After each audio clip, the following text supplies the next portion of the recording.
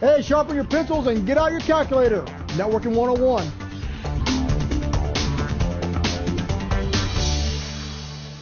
Ethernet communication is pretty groovy, isn't it? I mean, we've got different ways of communicating information back and forth, but probably one of the technologies that you see a lot, but really may not even mess with as much, is auto negotiation, right? Auto negotiation determines how we are sending data across a link. So let's take a quick look at really what it does. Now, if I have a couple devices sitting on my network here, and they're wanting to set up just a basic session to chat back and forth, what you're going to have to do is negotiate a link speed and negotiate how I can move those packets back and forth. There's really two methods. There's what we call full duplex and half duplex. Full duplex means that, you know, if you ever cut open an Ethernet cable, you'll notice that you've got 8 wires in here, right? Now, in a full duplex model, you're actually transferring your data over more pairs in this system so you can dump information off. And what it really amounts to is that you're sending and you're receiving at the same time at both ends. Now, that's pretty darn efficient, right? That's what we want to do. We want to be able to parallel transfer that stuff over as quick as we can. Send and receive happen at the same time. Half duplex, we send something over and then we wait. And then we receive it back. And it's back and forth. It's a lot slower method of transmission. It was designed way back when we had, you know, a lot slower networks, 1 meg, you know, that type of stuff. And we're having to really wait for cables to come back. You know, what's kind of groovy is that if you look at Ethernet, it's so cool, man, because the history is baked right in. If you look at if you look at an Ethernet symbol, what you'll see is in just that symbol, that's a history of the Ethernet. The Ethernet itself was basically one big thick cable that you'd snake through a big old building. So if I had, and I've been through it, it's not fun. If you have like a 5-story building, then basically what you have to do is to get everybody Ethernet access is you have a cable that you snake from floor to floor to floor to floor. You put terminators on each end so you eliminate any echo. And then everybody connects their machine with what we call a vampire tap. And that vampire tap would snap in or connect to this network. Now you can see, since this was a common bus, it was important to know who could transmit and how much they could transmit at one time. And that's really kind of where the essence of this came from. Ethernet had since evolved and went to a star topology where now I've got a center of the network and everything else now is transmitting and designing, you know, past this what we call switch block in this design. Now, how does this really work? Well, the network really kind of determines this. It's definitely pretty groovy how we're looking at setting this up. So let's go ahead and put our devices back in. Is that from a technology side, to determine our links, what we're doing is they're sending across pulses on the network to try and figure out how many of them we're receiving in a certain periodicity, in a certain time. That's going to set how fast our link is going to be. That's why when you see switches that are set up, they'll say that they're, you know, bi-speed, they're 10-100, or they're tri-speed, 10-100, 1000, for negotiating what our speed is on that network. And inside of these pulses, once you negotiate your speed, then you negotiate how you're transferring your data out. These are called either fast link pulses or normal link pulses, FLPs or NLPs. And these happen regardless of how you're transmitting data back and forth. If a device detects FLPs, then it knows you got a fast link pulse. It'll be able to send traffic both directions. It'll be able to send and receive at the same time.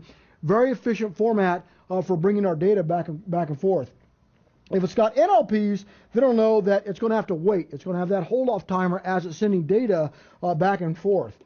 Now, the question is, where this runs into problems is when you're setting this on the network and you have one side here that may be set up on auto negotiation side, and you have another side set up here that's in either a fixed side or it's in an off setting, right? It's in a manual setting. We've got that configured incorrectly. Maybe this is half and this is set on full, you know, that kind of case.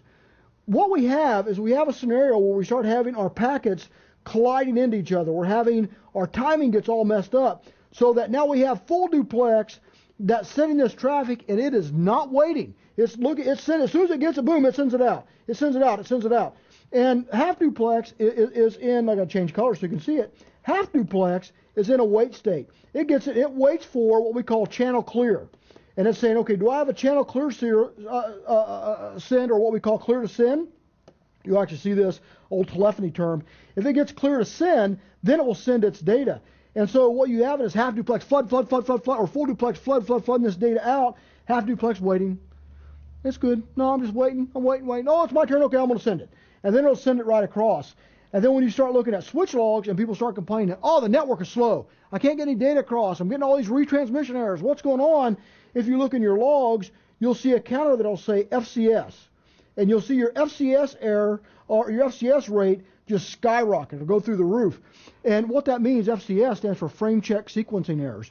And that means that you're actually getting a lot of malformed packets. You're having a lot of wait times that the other end is not doing. You're sending so many packets that the other device is just getting overwhelmed, getting swamped, and you're having these numbers just skyrocket through the roof.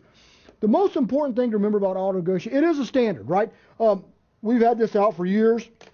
It's actually governed under 802.3, not 1 and not 2, but 3 AU is what the standard is for making this work. Now, the interesting thing about this is, boy, back in the day, this used to be such a hassle because it was open to so many interpretations. You'd have NIC cards not working, different manufacturer problems going back and forth.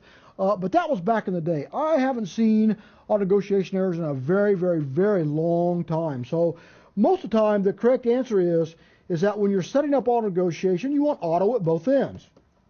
Auto is going to give you your best performance and your best benefit.